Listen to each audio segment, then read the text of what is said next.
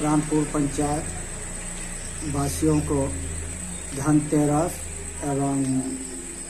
शुभ दीपावली, काली पूजा और छठ पूजा के शुभ अवसर पर बहुत सारे शुभकामनाएं हैं और सपरिवार के साथ प्राणपुर पंचायत वासी, प्रखंड वासी, कटिहार जिला वासी एवं देशवासियों को ढेर सारे शुभकामनाएं हैं। और इस पर्व परंपरा से चलते आ रहा है और यह पर्व को सभी धर्मों के साथ मिलजुल करके मनाया जाता है। और यह जो है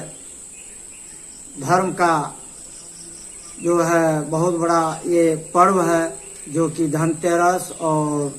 शुभ दीपावली, काली पूजा के शुभ अवसर पर और छठ पूजा